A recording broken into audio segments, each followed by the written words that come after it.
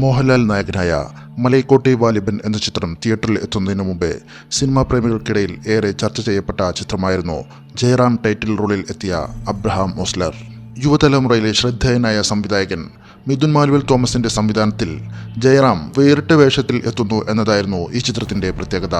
ഇതിനോടൊപ്പം തന്നെ മെഗാസ്റ്റാർ മമ്മൂട്ടി ഈ ചിത്രത്തിൽ അതിഥി വേഷത്തിൽ എത്തുന്നു എന്ന പ്രതീക്ഷയും ചിത്രത്തിന്റെ പ്രീ റിലീസ് ഹൈപ്പ് ഉയർത്തിയ ഘടകമാണ്.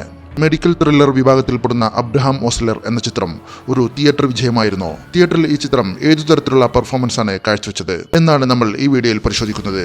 ഈ ചിത്രം ബോക്സ് ഓഫീസിൽ നിന്നും നേടിയ കളക്ഷൻ റിപ്പോർട്ട് ഇപ്പോൾ പുറത്തു വന്നിരിക്കുകയാണ്.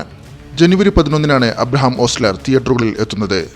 ഈ ചിത്രത്തിന്റെ ആദ്യ ഷോ കഴിഞ്ഞതോടെ ഭേദപ്പെട്ട അഭിപ്രായം നേടുവാൻ ചിത്രത്തിന് കഴിഞ്ഞിരുന്നു. അബ്രഹാം ഓസ്ലർ എന്ന ചിത്രത്തിന് 16 ദിവസങ്ങൾ കൊണ്ട് 36.65 കോടി രൂപ നേടുവാൻ കഴിഞ്ഞു എന്നാണ് കണക്കുകൾ സൂചിപ്പിക്കുന്നത്. ആഗോള ബോക്സ് ഓഫീസിൽ നിന്നും ചിത്രം നേടിയ ആകെ കളക്ഷനാണ് ഇത്. അബ്രഹാം ഓസ്ലറിന്റെ ബജറ്റ് 6 കോടി രൂപയായിരുന്നു എന്ന് ടൈംസ് ഓഫ് ഇന്ത്യയുടെ റിപ്പോർട്ടിൽ പറയുന്നുണ്ട്. ഈ കണക്കുകൾ യാഥാർത്ഥ്യമാണെങ്കിൽ നിർമ്മാതാവിന് മികച്ച ലാഭം നേടിക്കൊടുക്കുവാൻ ഈ സിനിമയ്ക്ക് കഴിഞ്ഞിട്ടുണ്ട്. 2022 പുറത്തിറങ്ങിയ മകൾ എന്ന ചിത്രത്തിനു ശേഷം ജയറാം നായകനായെത്തിയ ചിത്രമാണ് അബ്രഹാം ഓസ്ലർ.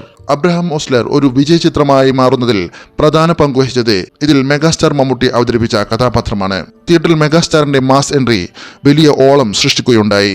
മമ്മൂക്കിയുടെ സാന്നിധ്യമില്ലായിരുന്നെങ്കിൽ ഒരു ആവറേജ് അനുഭവം മാത്രമായി ഒതുങ്ങേണ്ട ചിത്രമായിരുന്നു അബ്രഹാം ഓസ്ലർ എന്ന് പരക്കെ വിലയിരുത്തപ്പെടുന്നുണ്ട്. എന്തുതന്നെയായാലും വർഷങ്ങൾക്ക് ശേഷം ജയറാമിന് ഒരു തിയേറ്റർ വിജയം സമ്മാനിച്ചിരിക്കുകയാണ് അബ്രഹാം ഓസ്ലർ എന്ന ചിത്രം. ഫ്രണ്ട്സ്, കൂടുതൽ സിനിമാ വാർത്തകൾക്കും സിനിമാ ലോകത്തുള്ള കൂടുതൽ അപ്ഡേറ്റുകളും അറിയാൻ നമ്മുടെ ചാനൽ നിങ്ങൾ സബ്സ്ക്രൈബ് ചെയ്യുക. വീഡിയോ ലൈക്ക് ചെയ്തും കമൻറ്റ് ചെയ്തും നമ്മുടെ ചാനലിനെ സപ്പോർട്ട് ചെയ്യണമെന്ന് വിനീതമായി അഭ്യർത്ഥിക്കുന്നു. വീഡിയോ കണ്ട എല്ലാവർക്കും നന്ദി.